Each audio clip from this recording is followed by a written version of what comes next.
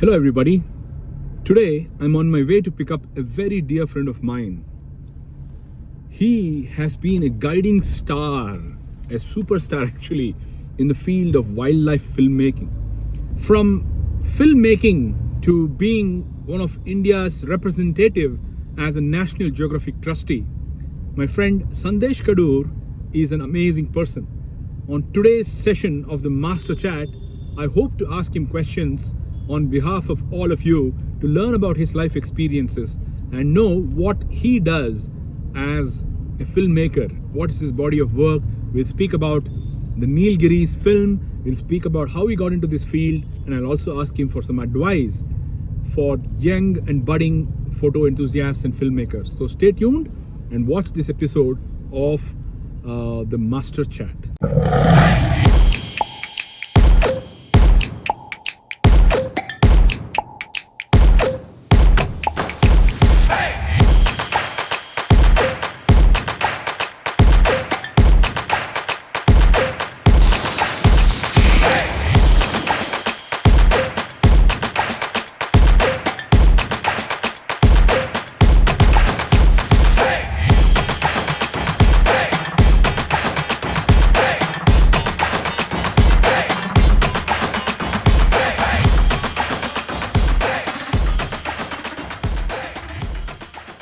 Well, Sandesh, thank you so much for making time on this Sunday morning. I know you have a lot of packing to do, and you're on your way to the US. So thank you so much. So this, my pleasure. This cohort, as I said, Sandesh, I call it the Master Chat. The idea is to talk to masters like you. And one of the agendas I have in this cohort is, bring out my personal equation with the guest. Because I'm sure you may be interviewed by a lot of people, but then what I want to bring about in this conversation is I think it's been close to 15 years that I know you personally. We've been on a few trips together. While I ask you pertinent questions about your field and questions which are relevant to our audience, I also want to bring about our equation of how we both see our fields with our own perspectives. So thank you so much for being a part of the Master Chat. Sure, happy to have the conversation. What better to do on a Sunday morning? Absolutely. So Sandesh, while I remember the last time I did a kind of a podcast, kind of an interview with you was during the COVID. This was an Instagram live that we did. I know I'll ask you a lot of questions similar to what I'll ask you now, but since the audience is different, it's a different day, it's a different platform. I'd love to know about your early days, where I remember you telling me last time that you were an intern, or what is it called, in one of the universities you went to do some internship. Tell us about your beginning days, please. Okay, actually, ಕನ್ನಡದಲ್ಲೂ ಮಾತಾಡೋದು. Of course, Kannada ತುಂಬಾ ಇಷ್ಟಪಡ್ತಾರೆ ದಯವಿಟ್ಟು. ನಮ್ದೆಲ್ಲ ಇವಾಗ ಶುರು ಆಗಿದ್ದು ಇಲ್ಲೇ ನಮ್ಮ ಬೆಂಗಳೂರಲ್ಲಿ. ಓಕೆ ಅಂದ್ರೆ ಈ ಕಡೆ ಏರ್ಪೋರ್ಟ್ ಕಡೆ ಅಲ್ಲ, ನಮ್ದೆಲ್ಲ ಹುಟ್ಟು ಬೆಳೆದಿದ್ದು ಆ ಕಡೆ Jayanagar side, south side of Bangalore. Right. And the most exciting part about growing up in Bangalore was the amount of wildlife and bird life we had right here. Okay. I remember one of the earliest bird walks I did was with Subbu uncle. Subramanya sir. I see. So he's my father's student here, right here in Agriculture University. I see. Okay. ಅವರು ನಮ್ಮ ತಂದೆ ನನಗೆ ಇದು ಪಕ್ಷಿಗಳೆಲ್ಲ ನೋಡೋದು ಇಷ್ಟ ಅಂತ he called Subramanya sir, Subbu sir, who's the bird expert. I see. So I think, I can't remember, I might have been in 5th standard or 6th standard or something, very early, very young. Okay. And Subbu uncle came over to our house and he said, let's just go on a bird walk right here in Chamrajpet. Oh my goodness. Chamrajpet, that's Manela alle Chamrajpet. And I remember very distinctly, even now, on that little walk that we took for maybe half an hour in that little Chamrajpet circle. Right. Guess how many species of birds we saw? Wow, I'm guessing 25?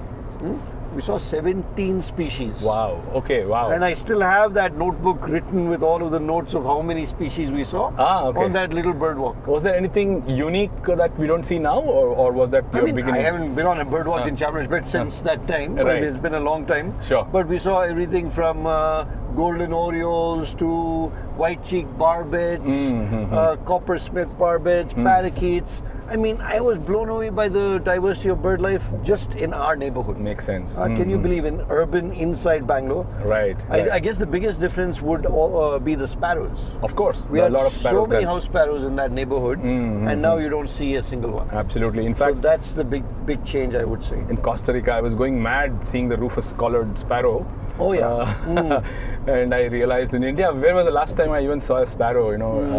That was in Tadoba last week. In one of the lodges on the roof, it was building a nest. So beginnings in Bangalore, but did you always think you would become a filmmaker, or did it start with just wildlifing, becoming a photographer, and eventually transitioning into filmmaking? No, absolutely not. Those were never part of any of the things that I thought about. Okay. Not even photography. Right. So I was a naturalist first. Oh, okay. And that's one of the most important things that I even tell my camera crew and anyone at Felis. I basically tell them, you need to be a naturalist first. True. Anyone getting into wildlife photography or filmmaking, I think people are just going past the first initial steps. Why we do this in the first place? Because of our love for innate nature, curiosity for nature, love for finding out what's new species, or everything that you see. You want to be able to know what it is. True. It could be a grasshopper. Right. It could be a plant. Of course. Or it could be a bird. Or it could be an animal. Sure. But you need to know what you are going after. Absolutely. So anyway, I jumped a few steps right here on my journey. Okay. So I'll quickly recap. Of course. So that was what initially started my love for nature. I mean, I come from a family who are very much into wildlife and nature. Of course. My father's an entomologist. Okay. Studying insects. Wow. Okay. My grandfather's a botanist. I see. So he loved course. plants. He was a professor at Mysore University. And all my uncles are all very much interested in nature and wildlife also. Absolutely. And so that had a lot to do with my own interest to want to know more about nature. I see. Because we were constantly exposed to wildlife, nature. Interesting. And it only got formalized later. Okay. So then that curiosity led to the next step, wherein I used to read only books by Jim Corbett, Kenneth Anderson, Right. see what they used to do on a full moon night. And then I met another crazy friend of mine, Karthik, I see. Wildlife SOS. Oh, I see. So from the very early days, and Shrikant. Of course. Shrikant was right there in that neighborhood. I see. In Chamrajpet. Oh, understood. So our meeting was funny because, back then there was Frontline magazine. Of course. Oh, And absolutely. there was a nature Absolutely. edition, and there was the centerfold was not some model. There was a wildlife centerfold. Oh, interesting. There was always a wildlife article. I see. And it used to go to one place where they used to weigh the paper. Ah, okay. So Shrikant and I used to, he didn't know me, I didn't know him. But the point is that we both wanted that wildlife magazine because we did not have the internet. Right. I mean, I'm sounding ancient now. Right. But the reality was how you read about nature Right. was in these articles in the newspaper or in the magazine. Absolutely. And if there was a NatGeo magazine at that paper place, we definitely used to fight to pick that up. But that's how we initially I remember India Book House was distributing NatGeo back then. And mine also was similar, with, of course, Sanctuary being a very prominent publication for my era. I mean, maybe I'm probably 5 years younger to you? I have no idea. Okay. Anyway, great. Thank you for that background, Sandesh. So I didn't realize about the biology, existence in the family. So I know about your father recently also. Yeah. I think he passed away 2 years ago. Yeah, during COVID. Yeah.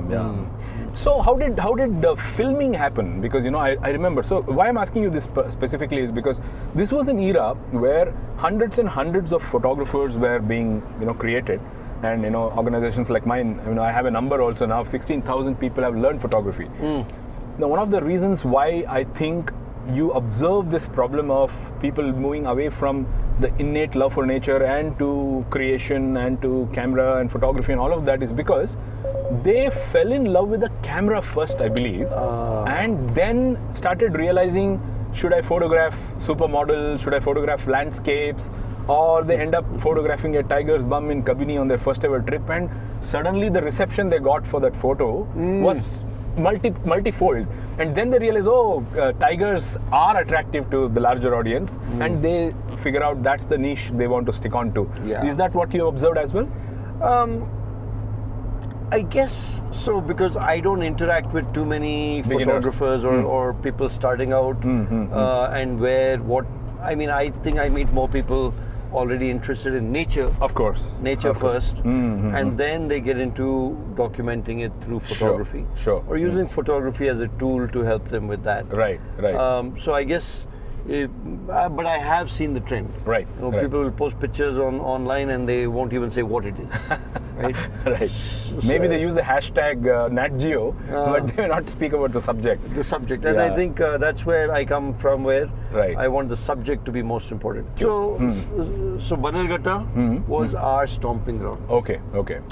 That's where my initial beginnings were, because cycle Right. We could go there in a cycle. Of course. It used From to Chamrajpet. From Chamrajpet. It used to take us a few hours. True. But 25 kilometers. We used to go on a cycle, hide the bicycle in somewhere in the forest. Right. And then just walk into the place and observe wildlife and have close encounters with elephants and this, that, and the other. It's a wild park. Amazing. And I'm not talking about the zoo. Of course. When I say Bannerghatta, people always think it's the zoo. Exactly. But we used to go like far beyond the zoo, right, into the national park, into that wildlife area. Of course. The Ragihalli side. The Ragihalli Betta and all of that. And the first time, that we went and sat on a tree. We sat on a tree above a trail. Okay. Near this place called Bettadkere. Oh, I see. Marad Mele, on the tree, we were sitting on a full moon night. Wow. In winter. I see. Around this time, February. Cold. It was a cold winter night. I don't think we were prepared enough to spend exposed out in the elements in winter. I see. In Bannerghatta. Right. On a full moon night. Wow. I mean, today we're on a drive, it's a full moon. Last night was a full moon. Sure. So I have to tell you this story. Because this is the story that changed my life. Okay, curious. So I was sitting on the tree, and we kept hearing this. We didn't know what it was. I see. I think I was 14, 15 years old. Wow. Nights, lots of sounds at night. There was nightjars were calling, frogs were calling by the edge of the lake, skittering frogs. You could hear all that. Sure. And then at some point, like 12 o'clock, 1 o'clock in the midnight. Wow. It's not pitch dark because the full moon is out and lighting up the entire forest floor. You'll only appreciate the beauty of the full moon. I see. When there's no city lights around. Of course. Absolutely. That the amount of illumination is incredible. Right. So I came down. I had to have a quick pee, answer nature's call. And while I'm peeing, this call is much louder. Wow. And the hair on the back of my neck stood up because I suddenly understood something. Wow. A good story has to have an intermission, right? Right. So here we are.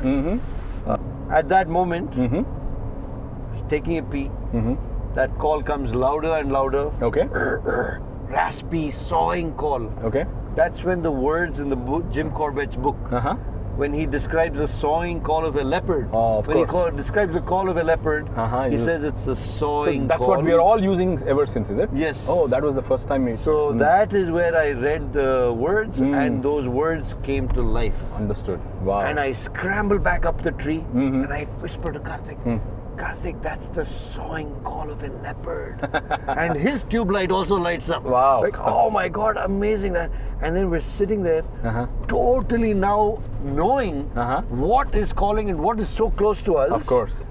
And as we are watching, underneath our feet are dangling from a tree 20 feet up. Oh, wow, this is dramatic. Underneath our feet, this leopard comes walking on the forest floor. Wow. In that dappled moonlight and shadow, it went to the tree next to ours and put its paws up, and we thought it's going to climb the tree next to us and be our neighbor on the tree. But it put its paws up and scratched on the tree, claw mark, and then it said, and then it put its feet back down and and we could see the mist coming out of its mouth in that moonlight. I see. And that is the moment etched forever. Wow, that's an amazing start. That is the moment that connected me to nature like you cannot imagine. Of course. And that's when I realized that for the rest of my life, this is what I want to do. Okay. Experience moments like this and share it with audiences around the world. Of course. Great. That's a super beginning. And this was what, 90s? This must have been Matzel Felu. Let me tell you, it would have been, early 90s. Okay. Would have been 1990. Okay, understood. Wow. Our time will Bannerghatta. I was there in Bannerghatta National Park last month with Rithiman. I was just telling him how exactly everybody knows the Bannerghatta Zoo. Even though they use the term national park, they're actually going to the zoo. And how we were close to Vishnu's place in the Ragihalli area. It's changed a lot. I don't know when was the last time you were there. I was actually there not too long ago. Okay. Yeah, I was there, and it's still a wilder place.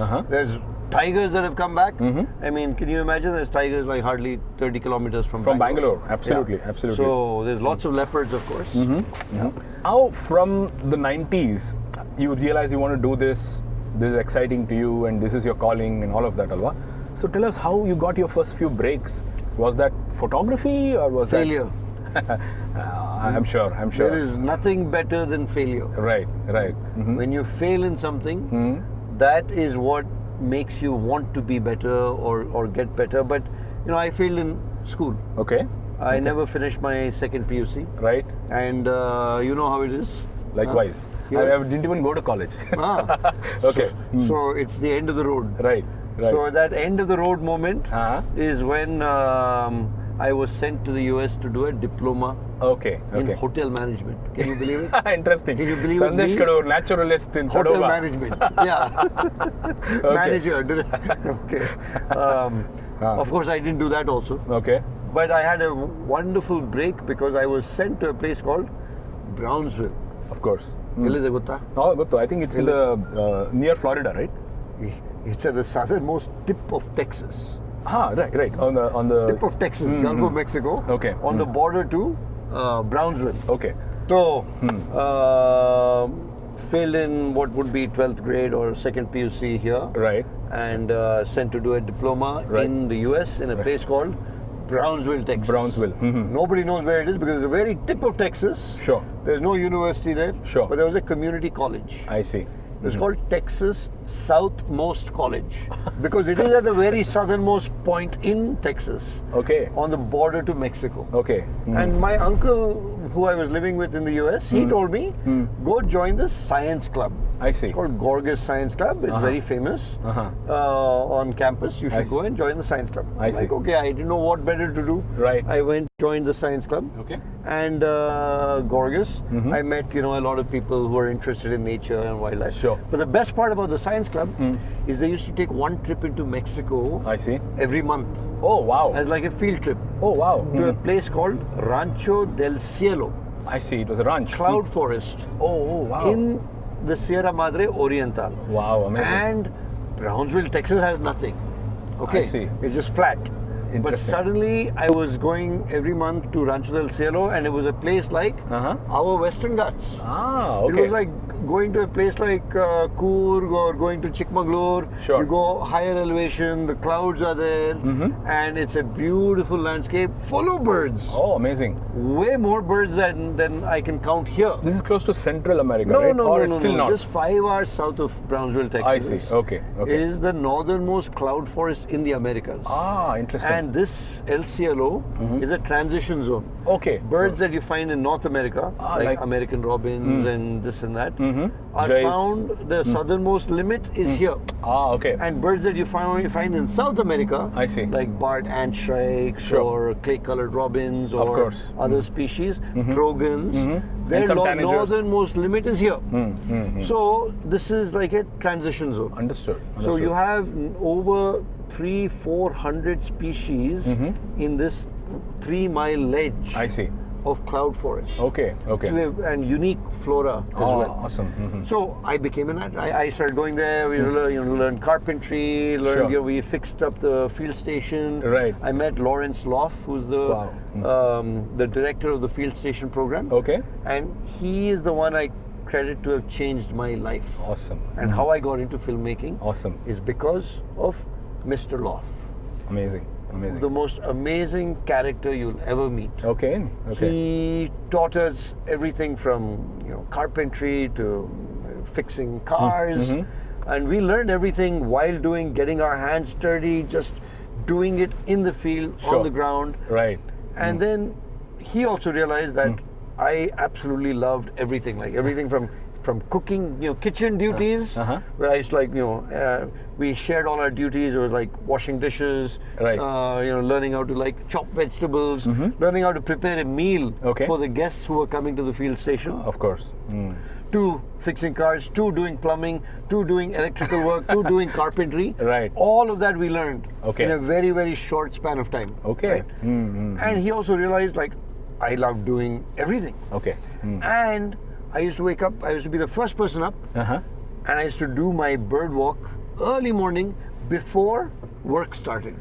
But yo hablo español? Sí, puede hablar español, claro que sí. Amigo, I'm learning a little. Okay. Qué bueno. ¿Vamos a hablar en español? ¿Tiene audiencia allá también, no? Picante. Picante no, poco. Poco. Picante is pickle, right? Picante is spicy. Hot, spicy. Yeah. So yes, learned Spanish in Mexico. Right. And then I met John Bax, who's a filmmaker. And they had just finished. It was Gorgas Science Club. Is kind of parent organization. It was a Science Foundation. Understood. And the Science Foundation had done a lot of work to help with the Science Club. Okay. And they had made documentaries. Their motto is conservation through education. I see. That's why a lot of the work or everything that I do somehow or the other finds space in telling the conservation narrative. I'm just trying to get you a coffee. Okay. Conservation. So, we'll start again. We'll start with the conservation narrative. Sorry. After our coffee break. Okay.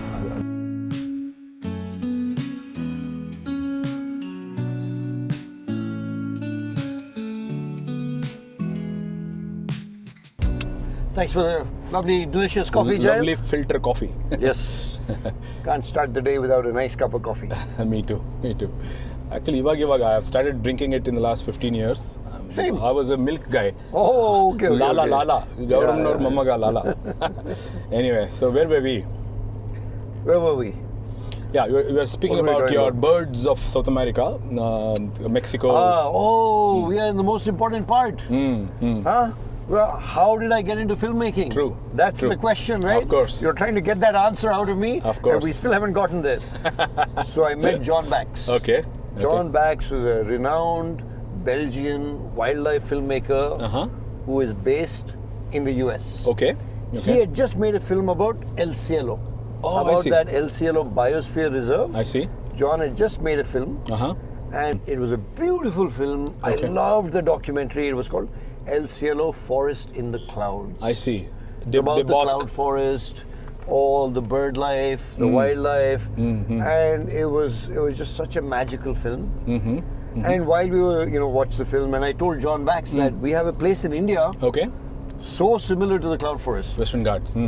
because the documentary notidaga immediately remember. Yeah. I had been taken out from here. Correct. I had been put on the other side of the world. Of course. So obviously I was homesick. You could relate to. So everything I saw, I used to connect it to something. Sure. And the documentary reminded me of our very own Western Ghats. Of course.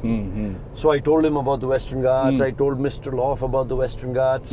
And I think a year later, I became the president of the Gorgas Science Club. Oh. Science Club on campus. Awesome. And normally every year they do a field trip. Okay. They do a field trip to like Austin, San Antonio, somewhere they do a little field trip. Sure. I said, I proposed, why not we do a field trip to India? Oh, okay. I wanted to get back to India. Of course. Makes sense. So I said, why not bring the whole group? and come to India. And so we had to raise, a lot of money. Some funds, yeah. Yeah, and we did. And the Gorgas Science Foundation, because of Mr. Loff, played a huge part in helping us make this dream a possibility. Okay. And I said, while we do this, let's do a wildlife documentary about the Western Ghats of India that I'm talking about so much. Sure. And that was the beginning of my dream. Understood. My journey as a filmmaker was about to begin. I was going to be John Bax's apprentice. Amazing. And that apprenticeship, what you can call an internship, apprenticeship, was a big title. Of course. I told everybody that I am now John's apprentice. Absolutely. And I was going to learn the art of filmmaking from John and become a wildlife filmmaker. True. My dream had just begun. Amazing. And tickets were booked, all the luggage, equipment, everything was being packed. Remember, John's an old school filmmaker with Super 16. He had a F16 Bolex camera, a film camera. Understood. And I was going to learn the art of filmmaking through him. Right. And 1 week before the trip to India, John calls me up on the phone. I still remember the phone conversation. Okay. Word by word. Okay. And he said, Sandesh, I can't go to India. Oh. Suddenly my mind like exploded. I was shocked. Of course. My dream was shattered before it even began. I'm like, what do you mean, John? And he's like, no, I'm too old to go to India. How old was he? He was only 70. I mean, he's Belgian, proper fit, and he traveled so many places, but he had never traveled to India. Maybe. So he felt it was too far, and then Alice, also his wife, told him, John, you're too old to go to India. Right. And once he made up his mind, that was it. Also, it was not today's India, right? It was not today's India. Yeah. Imagine 25 years ago. True. But I was, I tried, no matter what I tried to convince him, he had made up his mind. Sure. And that was it. Okay. I was heartbroken. Okay. My dream of being an intern, to be an apprentice to John Bax, a renowned filmmaker, was shattered. Okay. And I went back to the office, and Mr. Loff, our director, was there. And he said, yeah, I heard the news. What next? Okay. I'm like, back to studying, back to the books. He's like, looked at me straight in the eye and he said, do you still want to make this documentary? Okay, of course you would. I was 19 years old. Right.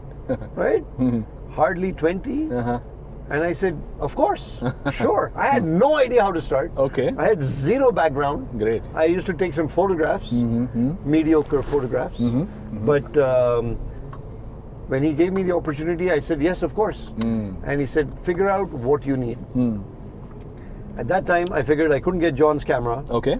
I had to figure out my own camera and a tripod. Okay. What do you need to be a filmmaker? Okay. You need a video camera and a tripod, right? Of course. 2 things. So I begged, I tried to borrow, I couldn't steal, but I asked everyone if there was anyone with a camcorder, little camcorder. Sure. No one really had something that I could use. Right. And so then I figured what I needed was online. I started to do the search. Okay. It would cost about $10,000 for a basic video camera. Handycam kind of a thing. And a tripod. Okay. And I told him this. And bless his heart, this, little college professor. Sure. With his big heart. Right. He put $10,000 on his personal credit card. Wow. And he bought me my first Sony DSR 200 camcorder and a tripod. Amazing. And sent me off on this journey to India. Great. Who would do that? Of course. I had no background as a filmmaker. Sure. And it was supposed to be a 3-month summer college project. It turned into 3 years. Where I stayed in India, stayed in the Western Ghats, traveled around here. Went to friends' coffee estates, lived there.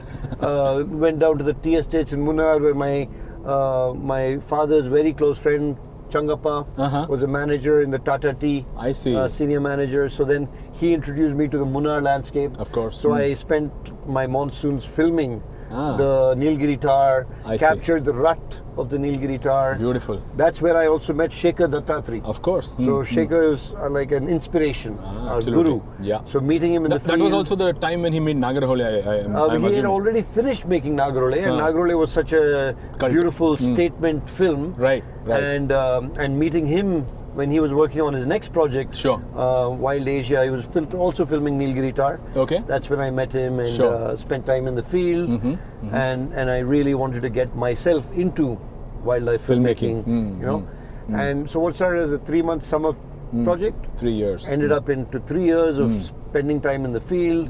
I went back to the US, Right. and that's when I learned Uh-huh. the importance and the art of editing. Of course. At that time, I mean, now you can edit a whole documentary on your phone. True, Right? true. But back then, you needed like a $200,000 editing system. Oh, okay. Like Avid, Media Composer, so these Sure. big for non-linear video editing. Sure.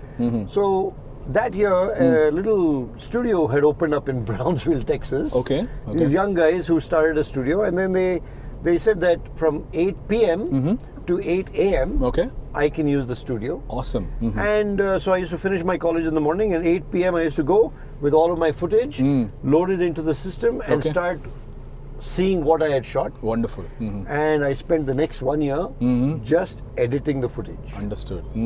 You started doing the project. It was 3 years. So it was supposed to be a 3-month college project, turned into 3 years of like living in India and making the film. And and in the 4th year, within the 4th year, we finished the documentary. Okay. It's called Sahyadri's Mountains of the Monsoon. Okay. My very first documentary. Okay. And it wasn't small. Okay. It was big. Pretty big. It Okay. was epic. Sure. Because for me, the gold standard of a documentary was a National Geographic special or a BBC David Attenborough Life on Earth or Right. one of those, specials. Sure. And so for me, it was not a 20-minute documentary. No, that's not how I started. Okay. I started with a 1-hour documentary Okay. with like professional music. We got music composed. Here in Bangalore, we got a music composer to Ustad Ali Bale Khan did the music. Wow. He composed the music for us. And I got some other music as well, Sure. added it in and edited the whole documentary like how a BBC documentary would be edited. Amazing. I wrote the script thinking David Attenborough would narrate it. Okay. Okay. I wrote the script for him. Imagined. Nice. So, of course, couldn't get him. Of course. I got our college president, Dr. Okay. Juliet Garcia. Okay. She narrated the documentary because she had a beautiful, rich voice. Okay. Okay. And with that voice, the film went out. It did really well at film festivals all around the world. Great. It was nominated for the Green Oscar in the UK at Wildscreen. I see. It won cinematography awards. Beautiful. As a 20-year-old, lot of newcomer 22 awards, by then. lot of cinematography awards, craft awards, and being nominated in Wildscreen meant at any of these festivals meant your film is screened Okay. internationally at these festivals. Okay. Great. And that's one of the most important parts Of because course. You meet people. at that place, Discovery Channel was very big back then. Of course. And Discovery saw the film and they immediately contacted me and they wanted rights for broadcasts around the world. I see. And that's how my first film went out Great. into the world. So it was a huge learning experience. Amazing. 3-4 years of cumulative time Sure. to make one film. It was a 45-minute film and it touched upon the beauty, the fragility of the Western Ghats. Of course. And the film was also being screened at all of these science conferences. Sure. And the first Western Ghats Symposium held right here in Bangalore. I see. Organized by Atri, Ashoka Oh, Trust. of course. They had scientists from all over the Western Ghats come together. This was and which year, present Sandesh? their papers. What It year? would have been around 2004. 2003, 2004. I see. Actually, I think 2004 Okay. was the conference. Okay. So I was here in Bangalore, Okay. and my father's students were also Ganeshaya, Umashankar, Dr. Umashankar. Okay. They got me in touch with this community, I and see. we screened the documentary here. I see. And that's where Dr. Kamal Bawa, the course. president, founder of A3, saw the documentary at the end of the 3-day conference, Okay. which summarized a lot of the scientific papers and presentations people had done. Okay. It was literally putting all of that into a beautiful document that everybody could watch. Of course. And he saw the documentary, he loved it, he loved my little presentation that I did, and immediately next morning we met for coffee and breakfast. I see. And he said, Sandesh, how about we work together? I'd love to make your documentary into a coffee table book. Of course, I remember. So that's because he had met Nandan Nilekani, and Nandan wanted to know about the Western Ghats. Sure. But the only thing he could, Dr. Bawa had were piles and piles of scientific papers. Of course. To show. And that would not resonate. True. If you want to connect With a common people, man. you want to be able to connect them through photography, Or stories. through the art of storytelling. True. Combining science and story in a beautiful parcel. Makes sense. And for the next 6 months, I came back to India, put this book together. It was around 2004. Okay. Put a coffee table book. Right. Sahyadri's India's Western Ghats, A Vanishing Heritage. Absolutely. So that was the book that we produced together Okay. with A3, with Dr. Bawa, Right. with myself, with my Gorgas Science Foundation. Sure. And put this book out, which was launched by Manmohan Singh ji in Delhi. Right. Abdul Kalam ji. Super. Looked through the book, every single page he loved, and we talked about every photograph, every species in the book. We had the most epic long meeting with him in Delhi. And then the book and this documentary were both taken by Wildlife Institute of India Okay. and submitted as part of the submission dossier to UNESCO Wow. to get the Western Ghats declared as a World Heritage Site. So that's when I realized and understood the power that photography can have Absolutely. when you can Influence. direct it to a purpose. Of course. And it's always been that whatever I try to do with my photography has to have some end purpose. Absolutely. And it has to have a story, has to have a message, Sure. and it has to be beyond the pretty picture. Absolutely. That's how I got into the ILCP, the International League of Conservation Photographers. Absolutely. One of the few from India. Yeah. When you can use your photography to bring about change. Absolutely. And inspire change. Sure. And then the book was launched in Missoula, Montana. Okay. And at the International Wildlife Film Festival. Okay. So I did a presentation, I talked about the book. That one event is where I sold more books at one event than any other. After the presentation, someone had sponsored like an Indian lunch. I see. People had, the lunch, we had the presentation, and I must have sold about 70 or 80 books. In one session. One session. Awesome. And in the line, in the audience, was Tim Martin, who was the commissioning editor for the BBC Natural History. I see. He saw the presentation, he saw the book, he was in the line, he got a signature. Wow. And he said, Sandesh, after all of this book signing, do you have time for a cup of coffee? Oh, of course you would. Everything starts with a good cup of coffee. Coffee's, everything happens over a coffee. Yeah. And he said, I loved the presentation, I loved the book, and I loved this region. I had no idea that such a spectacular place exists in southwestern India. Of course. Would you like to make a documentary about this? Ah, interesting. And that was my first step into professional wildlife filmmaking. So I think with the BBC. The title was the same of what you did in 2007, yes, right? Very I remember good that. memory, Jay. Yeah. So yes, I worked with Icon Films, Harry Marshall. We got a whole team to India. We started filming over the course of a year in the Western Ghats. Of course. Went all the way to Eruvikulam National Park in Kerala. But we covered like Western Ghats in Karnataka, a little bit of Tamil Nadu and Kerala in this documentary. So, as I said, I remember your purple frog footage from the Western Ghats. I think it was close to Munnar, right? That was actually in Anamalais. Anamalais. Oh, Yeah. Okay. Tamil Nadu. So this was the second version of the same documentary, and this time it was higher production. No, I wouldn't call it a second version. It's a completely new film. Oh, I see. The title remained the same. Okay. Because when you have a good title, You why want to change it? Yeah, of course. So, unfortunately, people get confused with the two. But one is Sahyadri's Mountains of the Monsoon, my first student film. My first professional wildlife film, also Mountains of the Monsoon. Right. For BBC's Natural World. Sure. So two very different films. Of course. So in the first film, it's just nature and wildlife.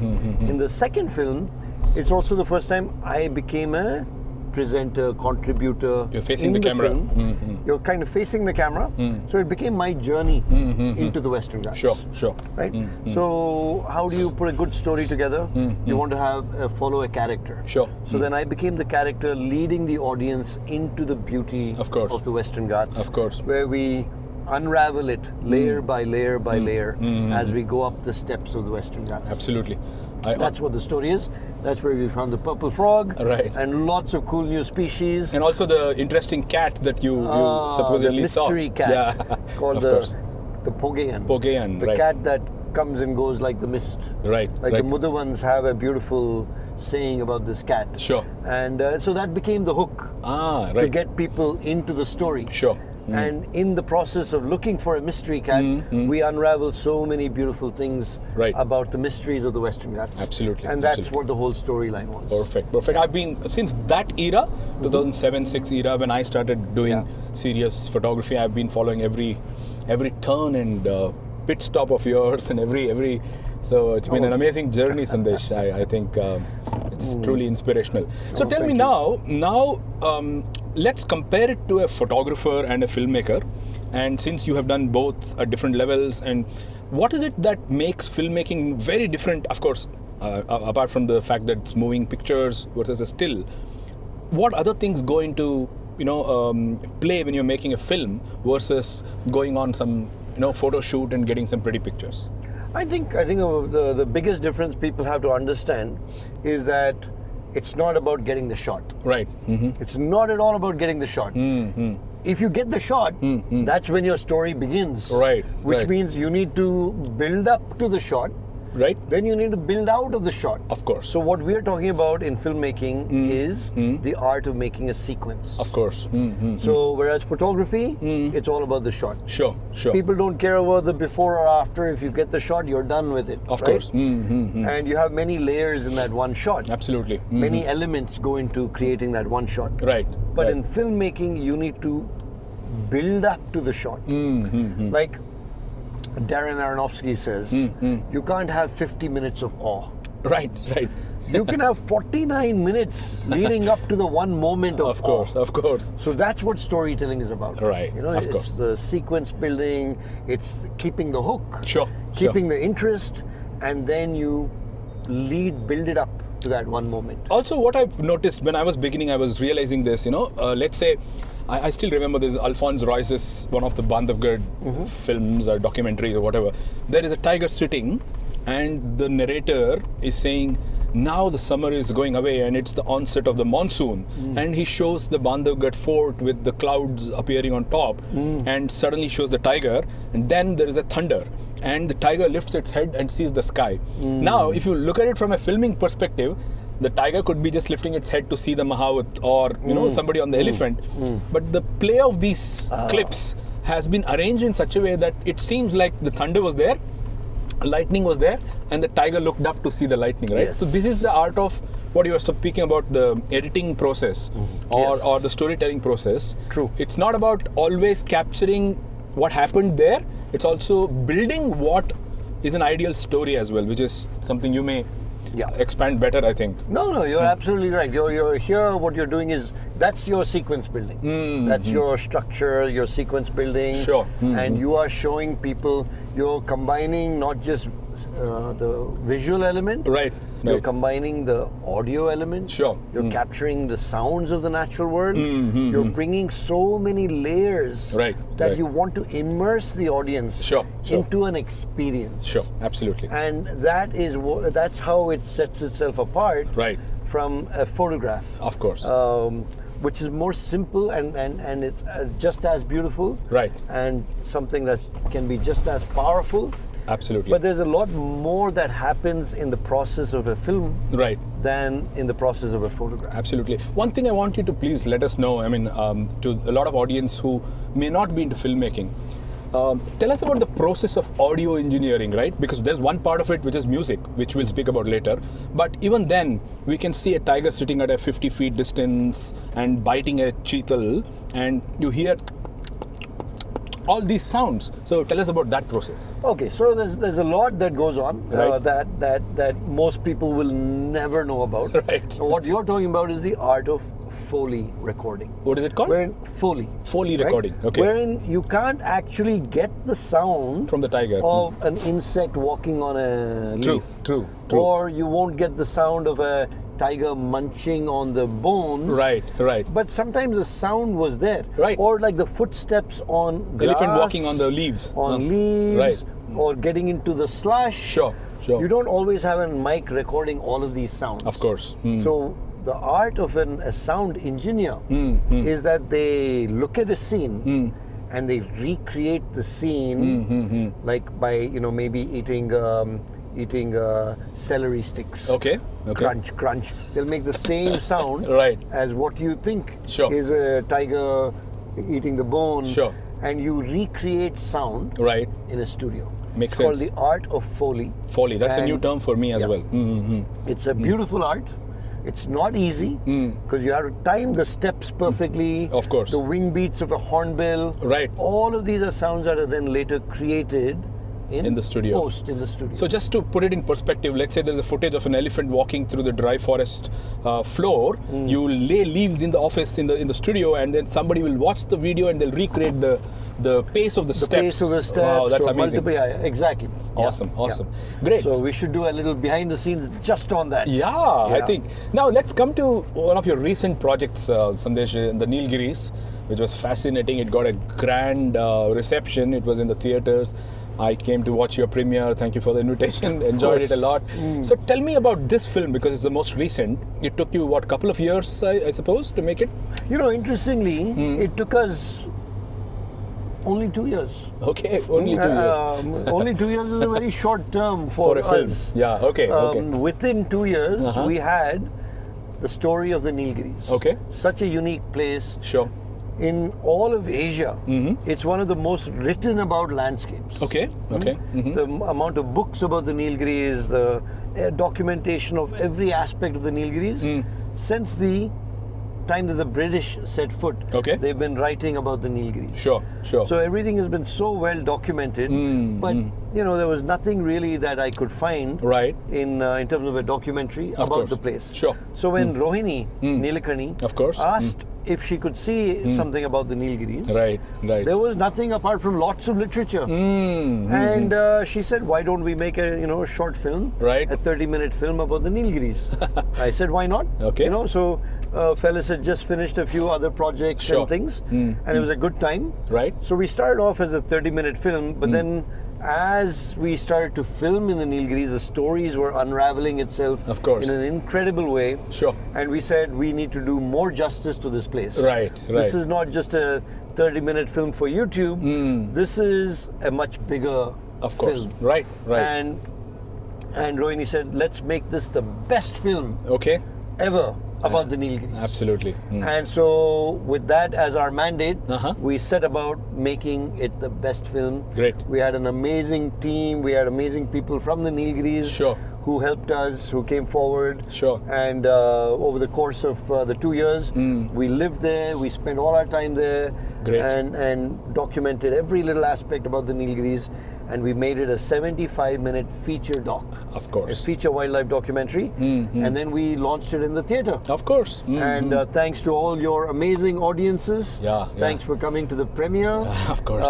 It had, for us, it had a great success. It was in theaters, especially right here in Bangalore, for 75 days, which is a record for Sure. any, like a wildlife feature doc. And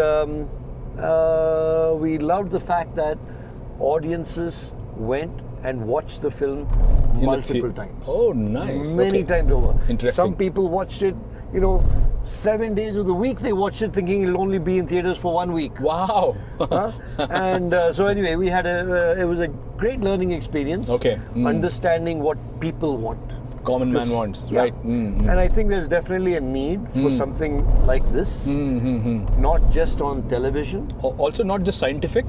It's a little bit It's of a story. entertainment, a package with education as well Correct. as a storytelling, movie. Absolutely, Yeah. that's great. In fact, tell me about the Black Panther encounter. Right, I was, in the whole film, It may not be even 2 minutes of Black Panther footage, but I'm sure you may have spent a long time to capture the footage required to show the 2 minutes. What you might see for 2 minutes might have taken us 2 years to film. Exactly. So, and there's a lot of moments like that where we spend a lot of time, and in the end, when you edit, storytelling is the art of editing. Absolutely. When you edit a big story down and you synthesize it to that message. True.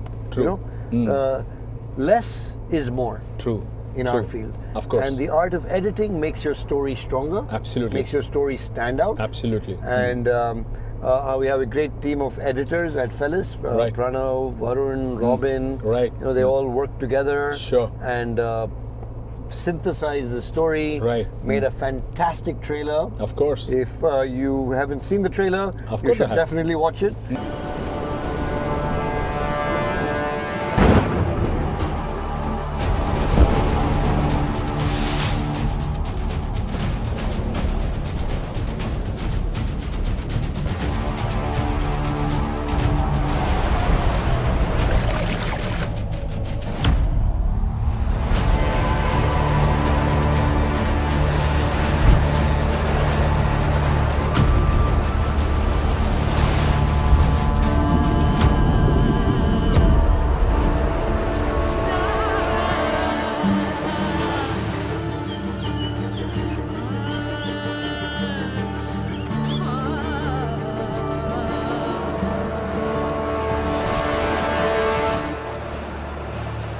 Yeah, I'm sure, including the super famous tiger in the Nilgiris, footage of Robin's picture. And, Robin's image won the award at the Natural History Museum, Wildlife Photographer of the Year, which is great. That was a highlight. Yeah. And one of my favorite scenes has been the wild dog chase. Which I believe was Mukurthi, is it? Is it close to... No. Actually, the wild dog sequence was from down below, Bukkapuram, Oh, really? Near Rohan's place? Yeah. Very close. Oh, I see. I see. Wow, so, Bukkapuram is, that's where my wildlife journey started. When I started going to a small place there called the Bear Mountain, which is just next to Rohan's place. Yeah. So the Nilgiris was a 2-year project. It was supported by Rohini Nilekani through her philanthropy. Right. And the mandate of that also is education is a very important part. True. And very similar to the experience I had with Gorgas Science Foundation. I like working with organizations that have a conservation education mandate. Absolutely. So Rohini Nilekani Philanthropies was the main organization to help support the Nilgiris and take it to the next level. Of course. And that's what we did, and I hope our audiences loved it. Absolutely. We enjoyed working on it. If it was in the theaters for 75 days, that's obviously loved by many people. Yeah. And it won lots of awards around the world. Sure. The most recent one at Jackson Hole, it won the best sound. I see. And that was interesting. I see. Because the other films in the same category as ours was David Attenborough's Oceans. Oh, I see. Which is an epic film. Of course. There was Wild West with BBC. There was Wild Transylvania. So a lot of other films were big films. Sure. Much bigger films were there. But I spoke to the judges after we had won, where we didn't think we would win. Sure. Okay. But they said a very important thing. They are the same Academy Awards judges. They're the same people that also judge for the Oscars. Okay. And in the sound category, what they said about the Nilgiris was very interesting. I would love to know. They said that the reason why our film won was not perhaps because it had the best sound, because all the films had great sound. Okay. Right? But how we used sound to drive the story forward. Okay. Without narration. Okay. So how do you use music and sound to tell the story? Interesting. And that's something that we spend a lot of time in terms of our sound design to tell the story, to drive the narrative, just using natural sounds. Okay. So I love using sounds, but using sounds to tell a story is a complete next other level. Of course. I'll watch the film again to relate to this point. Watch the film again and now watch it for the sound. Absolutely. Yeah. Absolutely. So great. So now, Sandesh, a lot of people, when they hear about somebody interested in wildlife photography, they say, "Tum NatGeo photographer क्यों नहीं बनता है?" And let's ask the person who NatGeo photography करता है.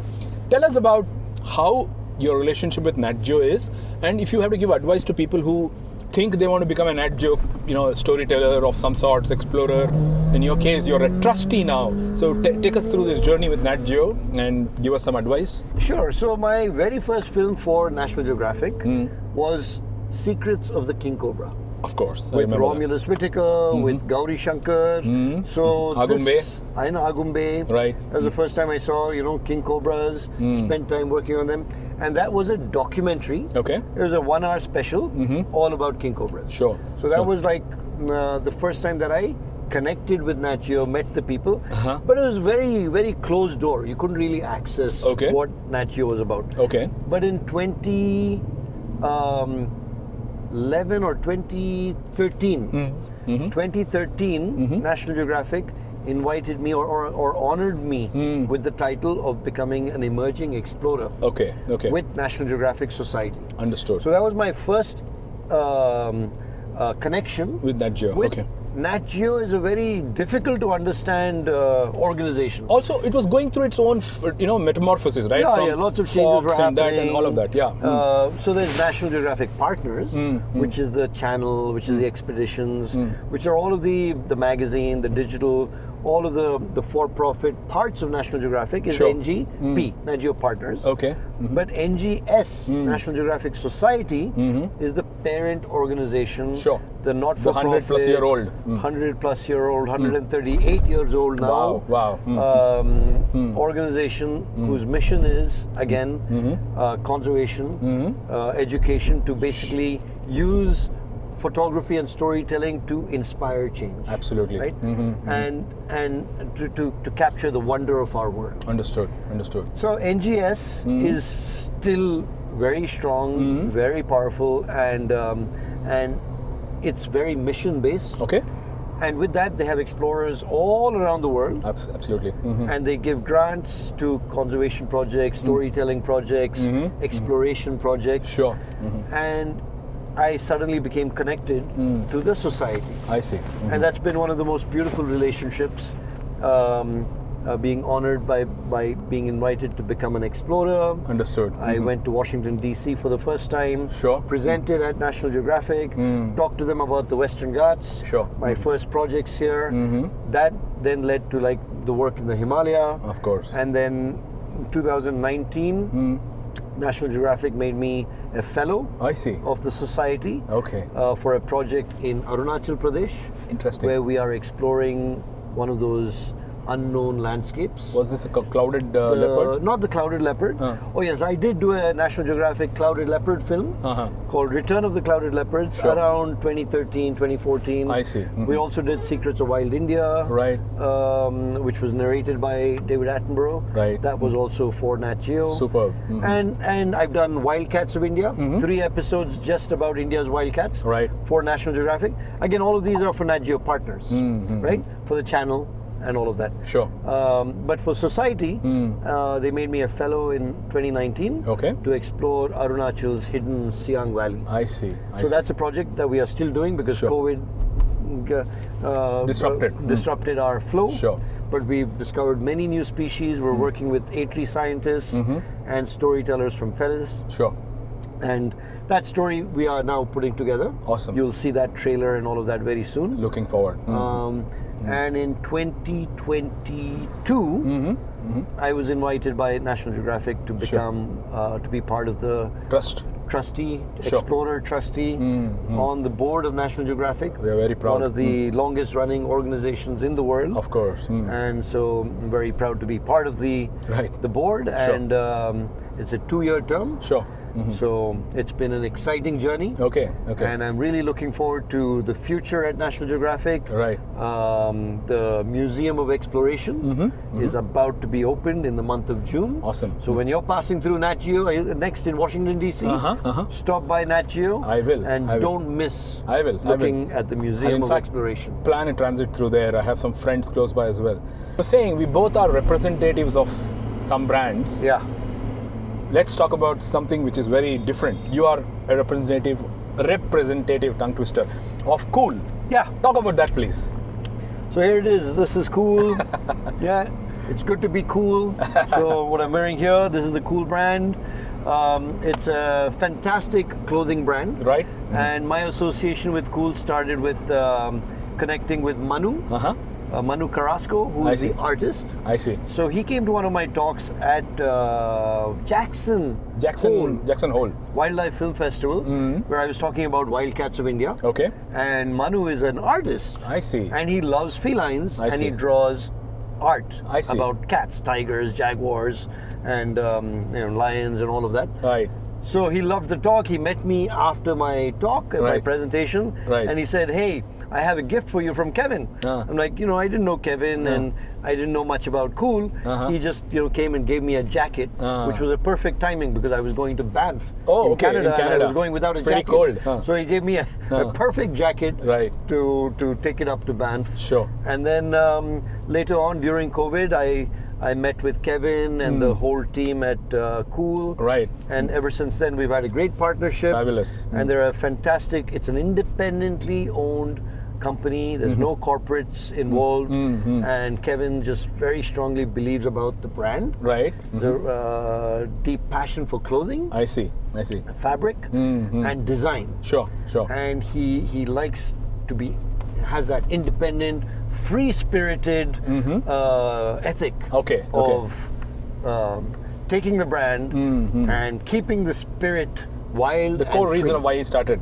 Exactly. Okay. Yes. Interestingly, one of the topics I want you to talk about is people like us who are creators, how we are partnering with brands. Like, for example, I am representing a brand called Fjällräven. I don't know if you've heard of it. Yes, It's a Swedish brand.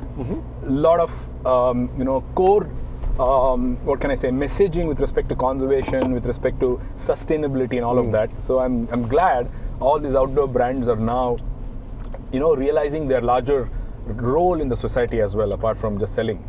You're absolutely right. And I think also the messaging is not about the brand. They don't want the message to be about the brand itself, but they want it to be about the story. Sure. I think brands are understanding the power of the story. True. And connecting with people who tell a good story. Rather than the product. Than the product. This is Nike's style of marketing. Yeah. The product is secondary. Sure. Its presence is connection through story. True. And that's what Cool has been with me. Their products are fantastic, very functional, very good design. Awesome. They have an air of elegance about it. Sure. And everyone thinks Cool is like a German. Cool. Okay. But if you look on the website, it's KUHL. Of course. Equals COOL. Cool equals cool. Absolutely. Yeah. The cool way of spelling cool.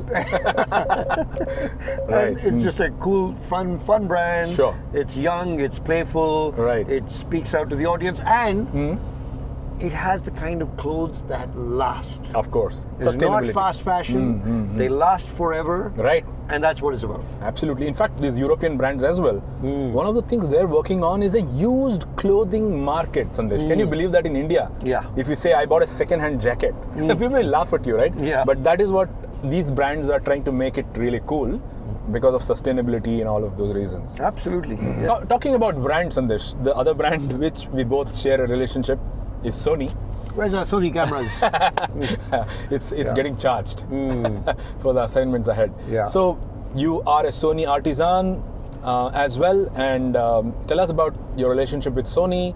I think Sony has 3 levels of ambassadors. They have chosen people like you for a specific reason. Like, for example, you represent filmmaking, while there are a lot of still photographers. Tell us about your relationship with Sony. I think Sony is a fantastic brand to be associated with. They've been incredibly supportive in the journey. They're very passionate about telling the story as well. Right. And of course, their products are amazing. Amazing There's nothing products. else that I can see in terms of what I do. Right. Previous to Sony, I was of course with Panasonic. Sure. They were the first ones with 10-bit internal video recording. True. And now Sony with the A7S2, A7S3, they brought some of these very powerful video features into the Sony space. Right. And ever since then, I've been associated with Sony.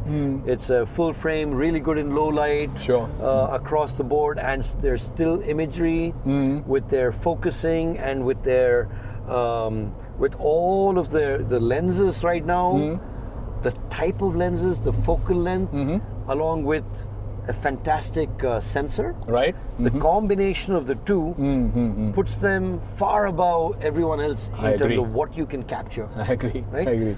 And not only that, they're so connected to supporting us to tell a good story. That is, I think, That's one of the bigger important differences. part. True. Yes. I agree. Because, they're not only interested in influencers, they're interested in the influencers' work. Yeah. They understand what their needs are. And the relationship building has been immaculate. That's something which I can also vouch for. Yeah. So, how have you been using the FX3s and the FX series of cameras for your production work? Do you also use the likes of Red and stuff like that? How has been your lineup of camera gear? Okay, so so Sony is a hybrid, right? Not only do the cameras do amazing photography, Right. they also do amazing videography. Sure. So it's the time when both these two fields are merged into one. Right. So there's a huge ecosystem that we've built around the Sony platform, Right. wherein from the FX3 level to the FX30 to the A1, A1M2, A9 III. Sure. We use it across the board for different purposes. Everything from our remote cameras Okay. to our street photography, still photography parts, to our big lens wildlife photography. We use the Sony ecosystem. I see. And of course, we also have other cameras. We do have cameras like the Red and others that we also use for dedicatedly for one purpose. Of course. With our big lenses, the CN20, to be able to capture everything from 50 to 1500. Sure. No one else has that Oh, I range. used to think it was 1000. It's gone to 1500 now. Well, if you put the teleconverter on, it's understood. 1500. Understood. But the lens, what's written on it is 50 to 1000. I understand. Yeah. So we have a lot of different cameras, in Sure. our kit, Sure. all to help drive the story. But the brand association that I have is with Sony in a very strong way, which Sure. both of us have. Right. And they supported our Nilgiris Absolutely. to help us promote it and to take it to that next level. Sure. And it's very important to build these partnerships and to build these connections, to nurture these connections. Absolutely. And then there's also, they bring all of us together. They Sure. help make us meet with the engineers Of course. from Japan, where we can talk to them about what we need. The real use case and To what tell we the like story. to improve and all of that. Yeah. Also, what's interesting is I feel very privileged to be amongst this, crowd of people like, let's say, even Karthiki, for example, another Sony artisan, Yeah. won the Oscars. Yeah. There's Dhritiman. I mean, I'm brushing shoulders with the best in the country, so I'm very proud to be a Sony artisan. I know, rubbing shoulders.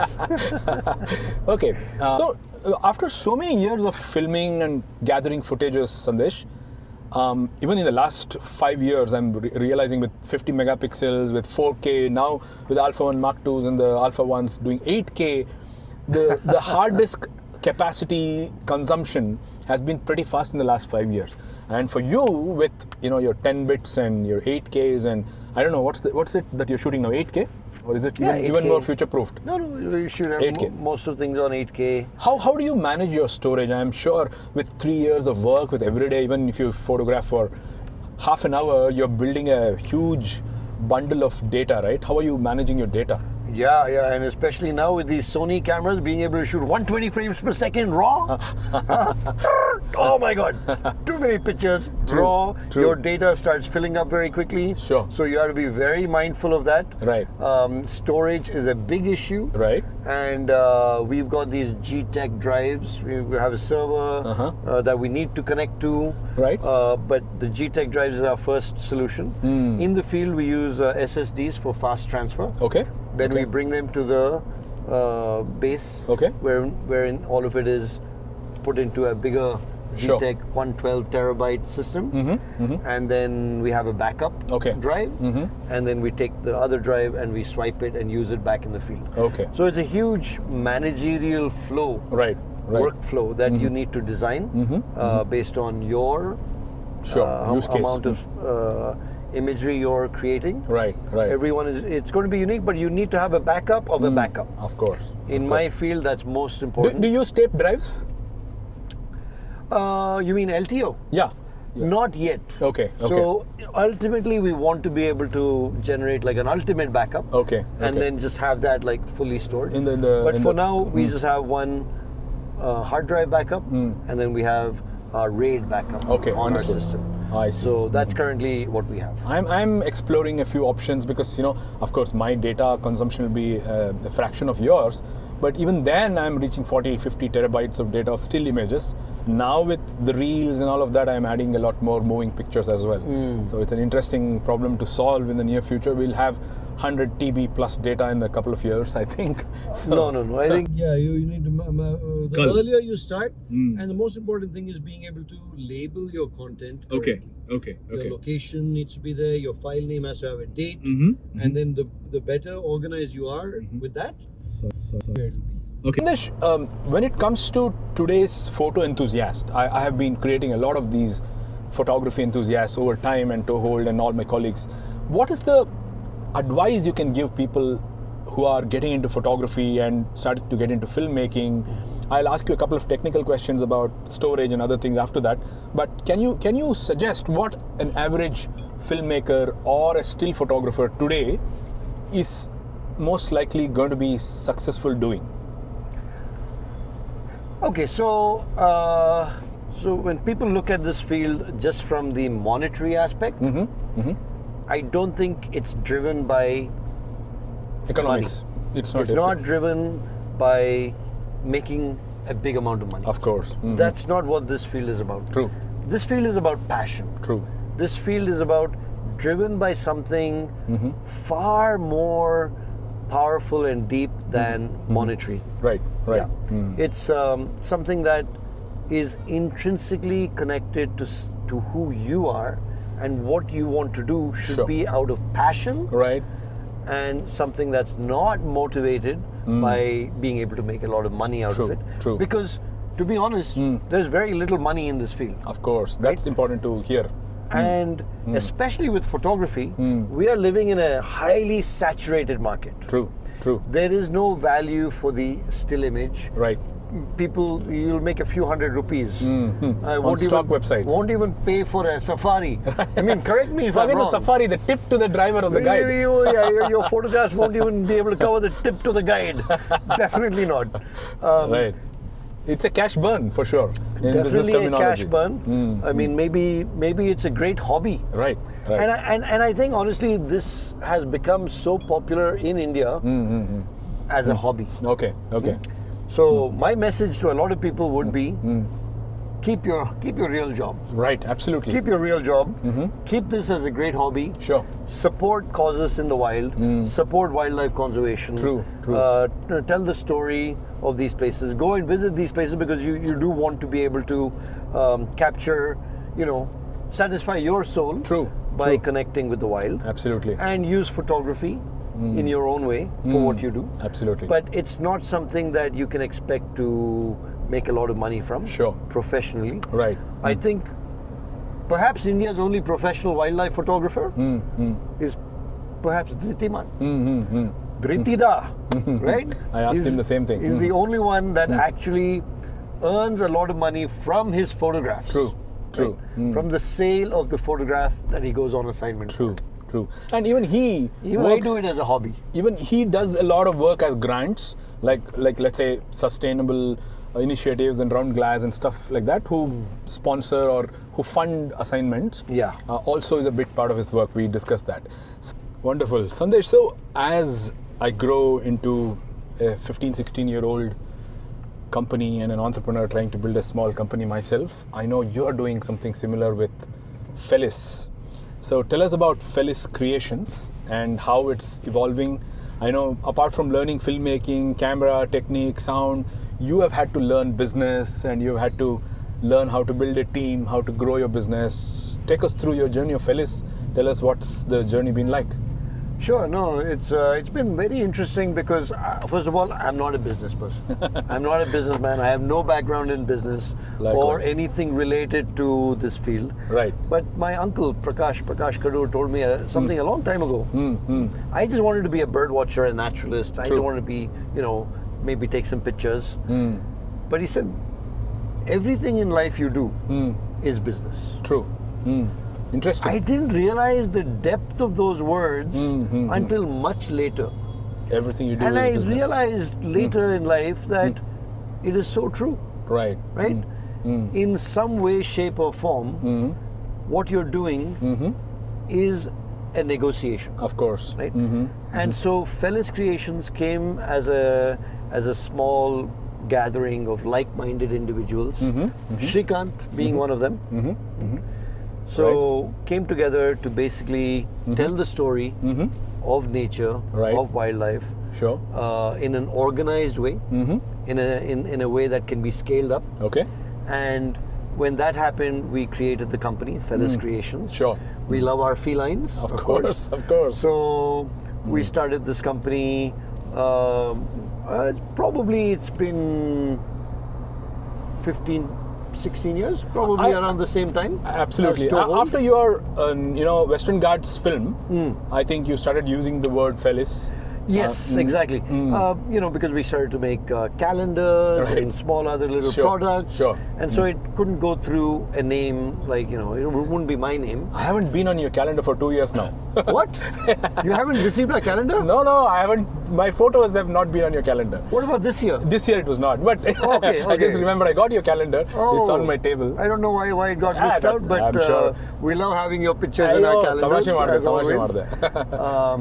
But anyway, so it became an organized way of telling the story. Okay. And the motto of Felis is create, connect, conserve.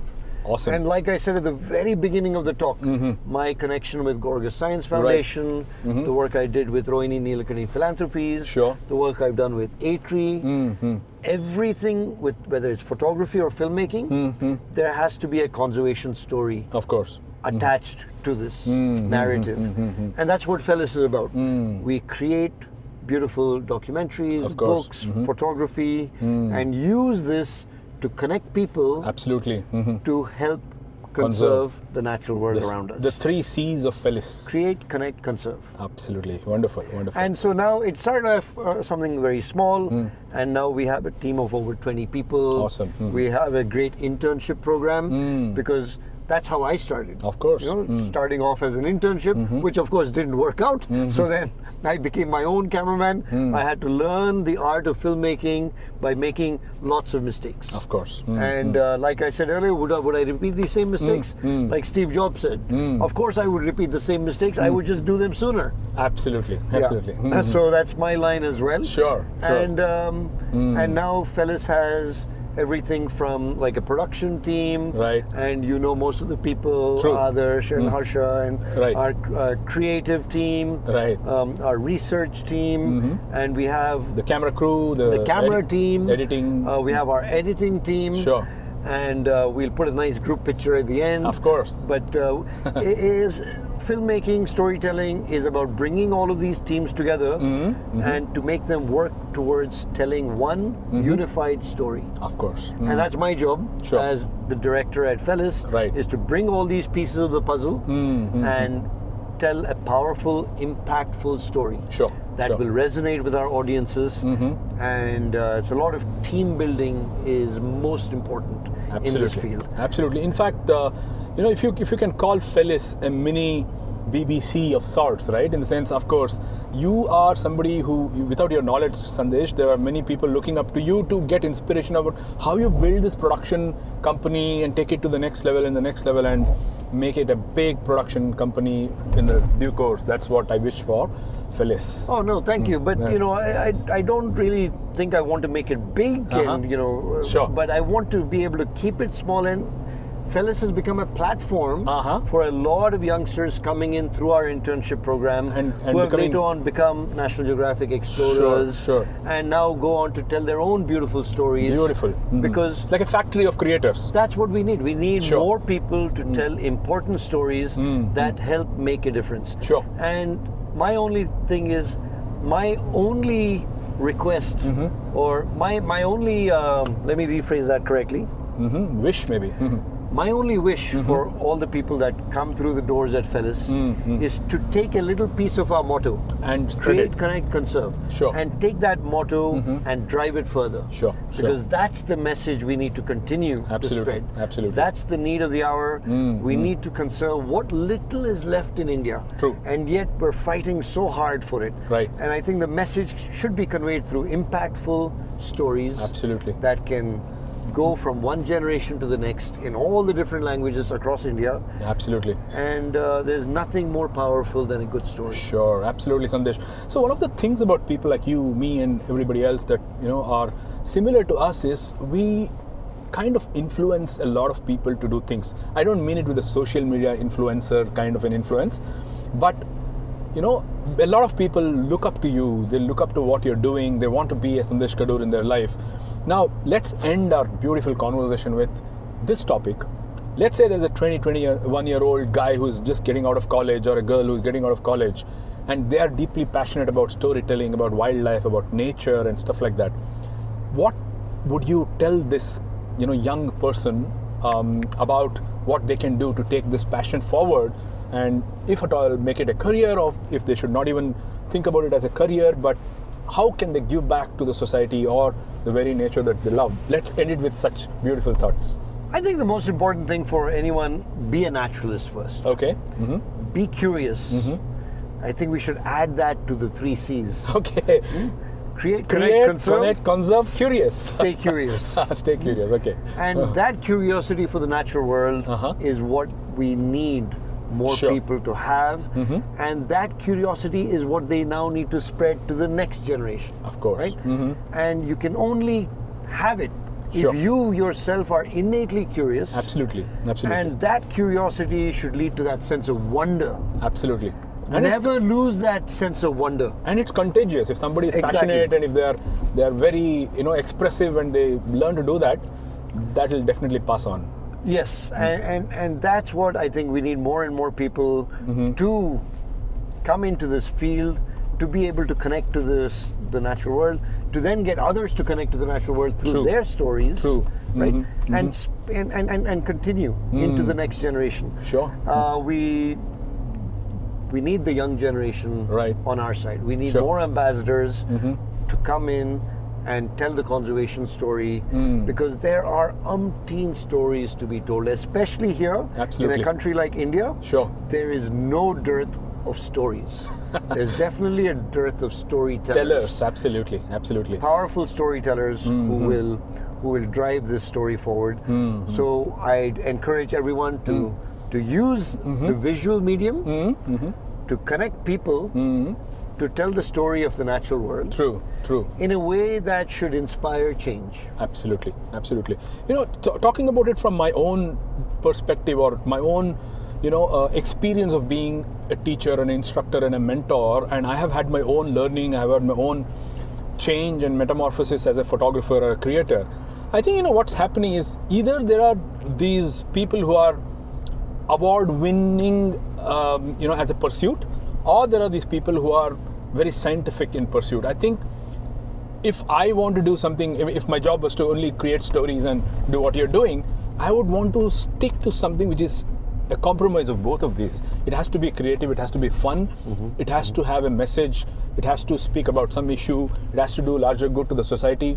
It's not about winning awards only. At the same time, it cannot be just scientific papers being written, which is not seen by more than the academic, people. So I think the delta of being in the middle, where both has to be taken care of, is where I think the sweet spot is.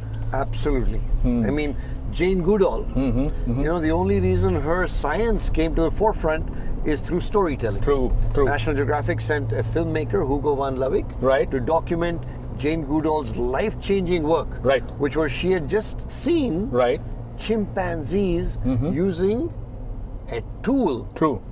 And at that time, the definition of humankind was that we were the tool makers. Right. So in the famous message from Leakey back to Jane Goodall was, now we need to redefine tool or redefine human. Of course. Right? Even chimps are, on that story, just to add, there have been chimps who have taken pictures. Yes, of course. Yeah. Amazing. So let's hear your advice on what the youngster should do, so that we end this section with that thought. So, as any youngster coming into this field, I would definitely say complete whatever you're studying, whatever field it might be. Don't give up on your academics.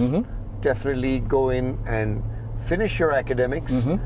Find a job that you want to be able to have a safety cushion, a safety net, and you don't want to make your parents upset. Of course. So definitely get a good job, finish your academics, and start photography as a hobby. And build your skill set, just so that you don't get depressed very early on. Make this a hobby. Then it can be a serious hobby. And then once you are at that level, at that point you can then decide what you want to do. To take this hobby to the next level. True. But don't give up your day job. Makes sense. I also think, Sandesh, if you becoming a professional wildlife photographer has been made unnecessarily sexy. I think what needs to be more attractive is to becoming a good photographer, an impactful photographer, becoming somebody who is creative, who is creating that impression in the world, not necessarily a professional, right? You can be a great photographer who doesn't make a penny. That's what is probably more worthy of a goal to chase, I feel, because you can be like let's say a commercial photographer who doesn't have any passion for the subject. You're clicking pictures, making videos, you don't care about the subject, you're only counting money. Whereas here you are actually somebody who may not make money out of this field but can contribute a lot. Reminds me, Sandesh, I'll just take one more minute. I was speaking to Shekhar Dattatri 20 years ago. I think 2006-07, he was in Kabini one day, and he was telling me how you don't have to be a professional filmmaker to contribute to wildlife. You can be a lawyer, you can be a, let's say a writer, you can be simply somebody who creates graphics, and in Sangeeta's case, you can be an artist, you can be anybody who has an empathy and passion for wildlife, and you can contribute towards the positive change, right? Absolutely, 100%. I mean, you don't just have to be in this field. Right. You can bring your skill set from any of these other fields and contribute to change. Right. Yes. So that's something which is a great closing thought. All right, Sandesh. So it's been a fabulous couple of hours spent with you. Closing thoughts, Sandesh. I think we got your advice for youngsters about their career choices and all of that. Tell me about Sandesh Kadur. What's coming up for you in the next year or so? What's the next project? I know you're flying to US tomorrow. Tell us what you're going to do in the next few months. So the next few months is pretty busy. I have my NatGeo Live speaking tour where I talk about wildcats and engage with audiences across the US. Then I fly down to the Storytellers Summit for National Geographic, and then I go to Antarctica. Wow! And then I come straight back to go to Ladakh for snow leopards, literally like back to back to back. So till about June, things are super busy. In June, the Museum of Exploration is opening, and my little Maruti Suzuki Gypsy that I had for 27 years is going to be showcased in the Museum of Exploration. It's going to America? It's going to the US. Wow! So it's truly being a gypsy in the museum. Awesome.